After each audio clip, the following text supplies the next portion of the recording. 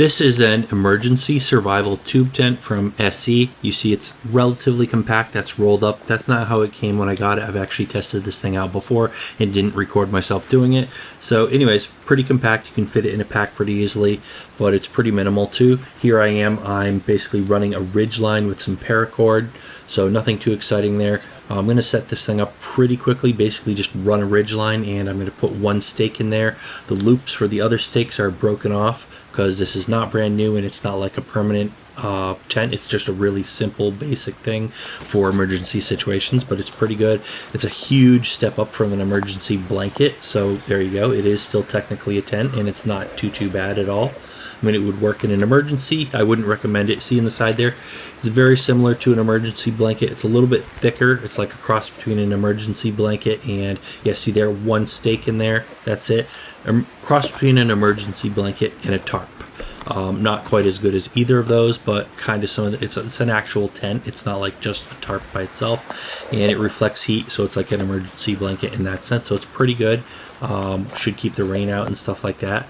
See, the loop for that is broken on basically all the corners. Now here, this is where the cord is supposed to come through. It's ripped a little bit, but I don't know how you would avoid that anyways. But you can see that that's not a big deal though. It doesn't really hurt it at all, so it basically still works just fine. So I wouldn't recommend this as like a regular tent you use for like regular camping or something, but basically just for emergencies, it's great. And you could use it, you could get away with using it once or twice, but that's really just not what it's for.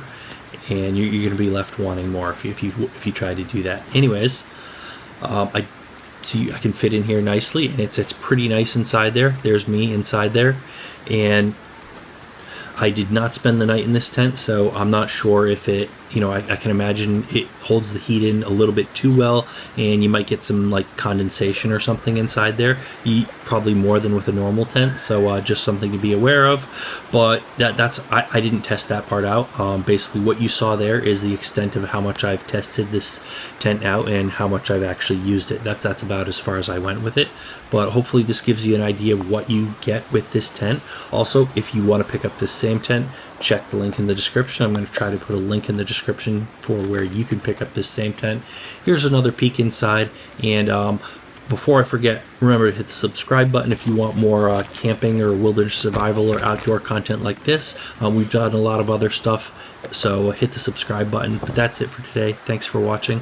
We'll see you guys on that next video.